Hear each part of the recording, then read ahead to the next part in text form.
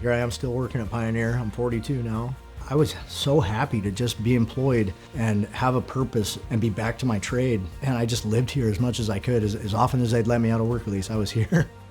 When I first got to Pioneer, I started out as a trainee in cargo liners, and shortly I moved to the SAW area, and I eventually made it to quality assurance. And so I was a quality assurance inspector. I love my job. I love the people there. It's a good feeling. The last thing that I wanted to do, my 5-year goal, was to buy a house.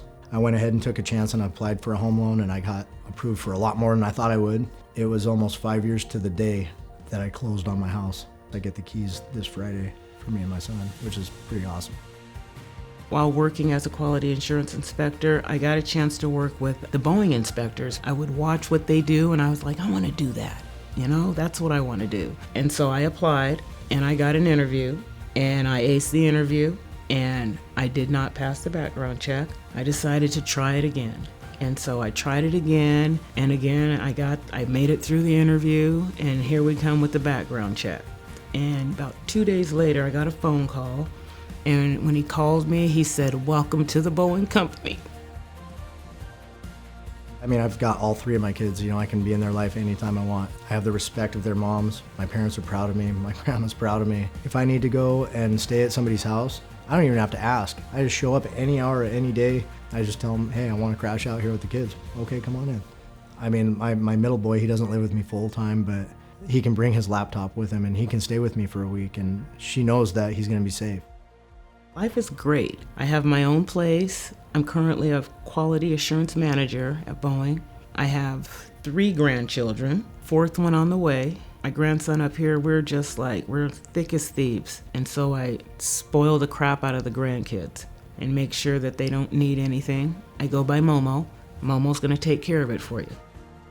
Pioneer saved my life, and I have a huge debt, I feel, to repay that, not only to Pioneer, but to other people that come through the doors, and that's one of the amazing things about working here, is that I can take this career that I built for myself while running amok with my life, and I can actually teach people who are getting out of prison, that don't have a skill. I can show these guys, like, look, if you want it, I can teach you how to be a successful machinist and make good money, and I'm a living example that, just because there's hiccups in life, it's not the end of the world.